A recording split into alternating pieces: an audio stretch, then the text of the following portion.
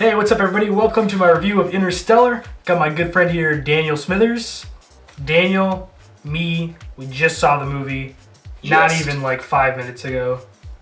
Maybe more, depending on time dilation and relativity and stuff like that. Because of the gravity, yeah. Yeah, the gravity pull. Anyway, man, this movie was kind of underwhelming. I was expecting like so much more.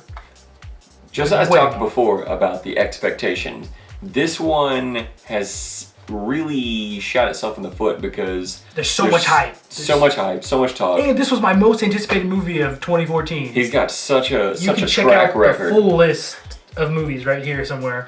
But golly, I was expecting like his best work, like top notch everything. And you know, the movie wasn't bad.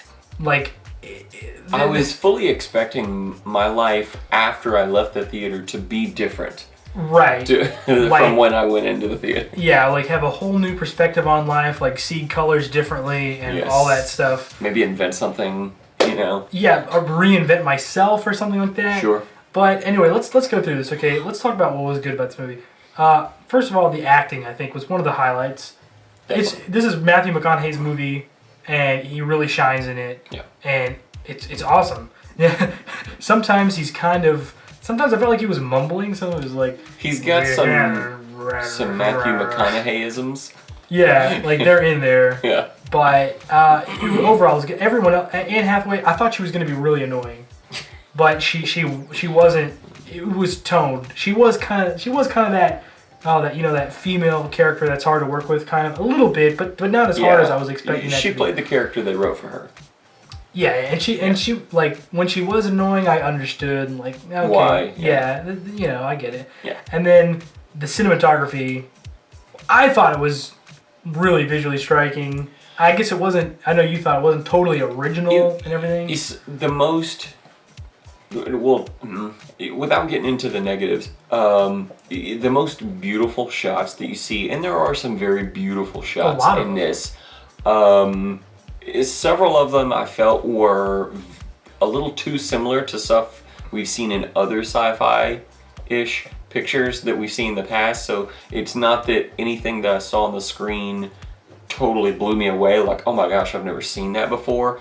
And a couple of the things that I saw that were, I thought, very unique, I wasn't necessarily crazy about it. But having said that, let's be very clear. It is a very beautiful film. Very stunning to look at. A lot of escapes. And I like the world. Like, it was very realistic. It was very, like, I just wanted to, like, touch everything that was in there. You know, like, I want, like, a Matthew McConaughey, like, spaceman action figure.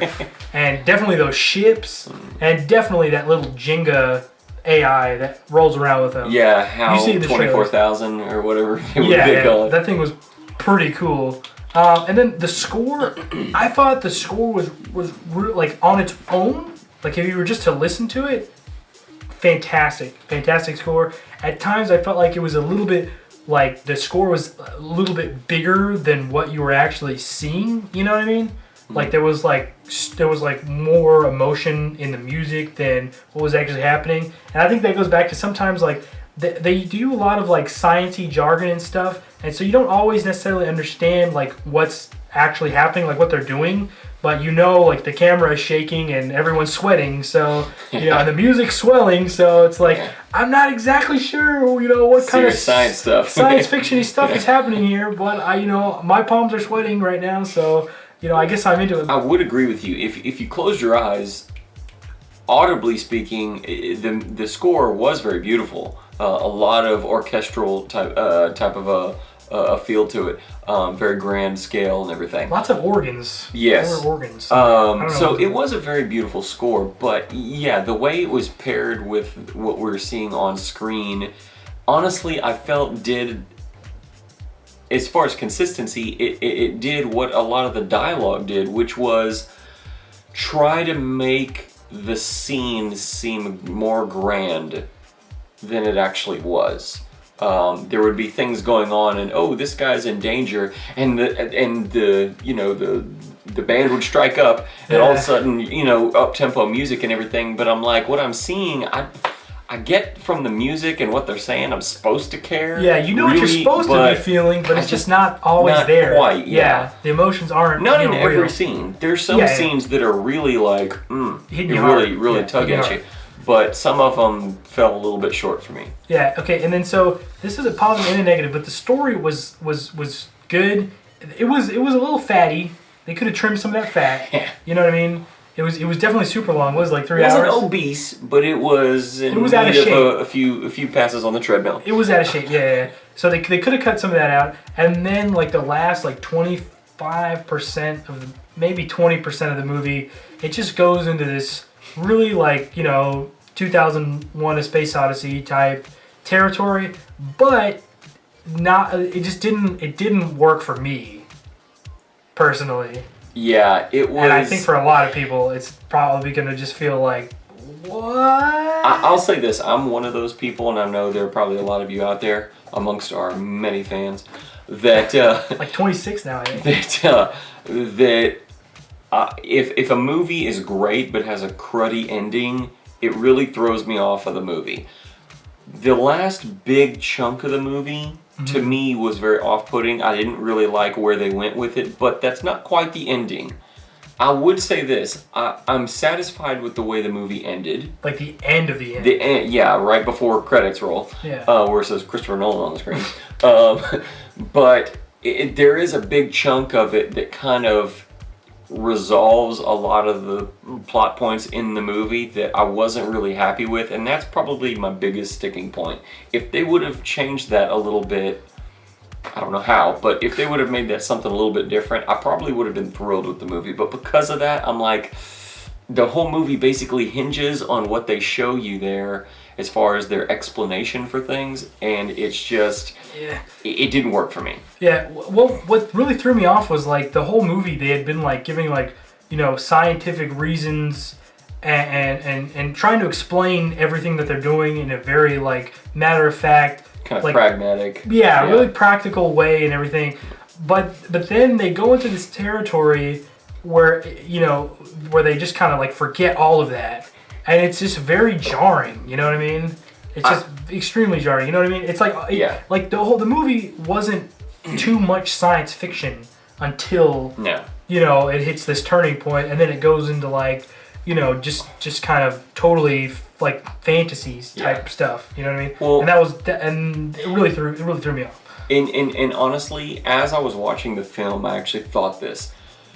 We know that, just from the trailers, that part of this, the fact that they're traveling across the universe and everything, deals with like a black hole type interstellar travel, right? I went into it prepared to say, okay, suspend the disbelief a little bit. I'm going to give you credit. But it's just, they went, I think, a little bit too far and into something that is just not quite believable for me. Well, I felt like they had it tamed until that last 20%. You know what I mean? They had it. They had me going really good. I was believing everything that they were doing until they just kind of falls off the rails. But anyway, overall, I thought it was a pretty solid film. I mean, overall, it's definitely not Christopher Nolan's best work. But I mean, it's not like unwatchable or you're not like cringing or anything. Well, maybe you did once or twice. But, and at times it's a little too slow at times. So, but he is kind of pushing the envelope a little bit. It's, as far as science fiction goes, it wasn't like totally original, but it did have its own sort of originalities to it in its own way. You know what I mean? So I got to give him points for that. So I was thinking like 6.5, but now I'm gonna say 7 out of 10 for this one. Okay. I will definitely go into more on the spoiler review, so I don't want to harp on some of the points too much right here. But I would just say, if you haven't seen the movie yet, non-spoiler, I'll give it a 7. Also, I was leaning 6.5. I'll give it a 7. It's, if you're looking to just go to the movies and have an enjoyable cinematic experience, and you've got 3.5 hours to kill, because trailers and everything, it's a 3-hour film. Yeah. Okay.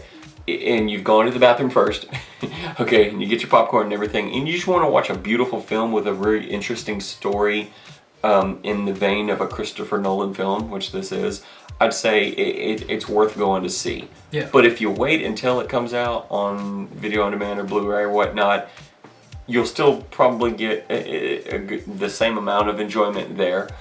So I'll give it a 7 as well. Cool. 7's all around here. Tell us what you think in the comments, and we will see you next time.